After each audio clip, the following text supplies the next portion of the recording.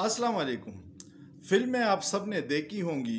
Pakistan film industry तो बदकिस्मती से ख़त्म हो गई है, लेकिन इंडिया की बड़ी अच्छी अच्छी फिल्में आती थी। एक फ़िल्म आपको शायद याद होगी, किसी ने देखी हो। मज़ाहिया फ़िल्म थी मुन्ना भाई MBBS, जिसमें अदाकार बड़े क्लास के थे और वो इंतहाई मज़ाहिया और बहुत ही सबक आमोज़ फ़िल्म थी। कहानी कुछ यूँ थी उस फिल्म की कि एक लड़का गांव से आता है और फिर अपने बाप को ख़त लिखता है कि मैं यहाँ डॉक्टर बन गया हूँ और अब मेरा बड़ा अस्पताल है, जबकि वो इंतहाई गुंडा बदमाश मवाली होता है। पैसे लेके लोगों को अगवा करना, दंगा फसाद, ये उसका काम है। लेकिन जब भी कभी बाबूजी उसके वालिद साहब गांव से आते हैं तो उसके जो बिल्डिंग है उस पे मुन्ना भाई MBBS लग जाता है बोर्ड, और उसके जो गुंडे हैं, कोई मरीज़ बन जाता है, कोई नर्स, कोई डिस्पेंसर, और उसका वो जो हफ्ता 10 दिन उसके वालिद साहब रहते हैं वो अस्पताल का ड्रामा करता है।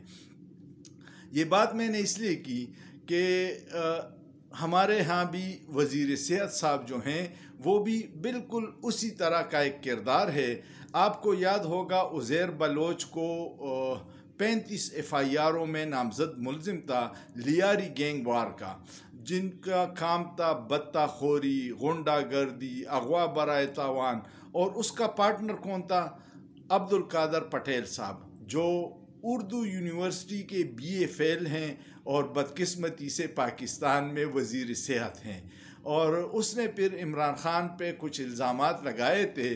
उसको ये पता नहीं था कि यूरिन टेस्ट से क्या क्या दिमागी सेहत का अंदाज़ा यूरिन टेस्ट से कैसे होता है, जिसका उसने प्रेस कॉन्फ्रेंस में इजहार किया था।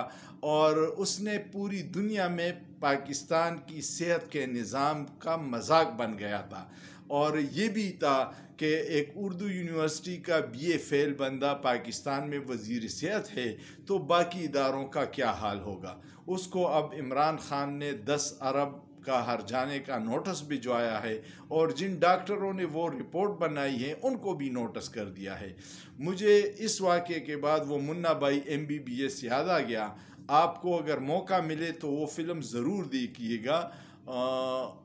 उसमें आपको मजाक भी है और कहानी भी बहुत स्ट्रांग है।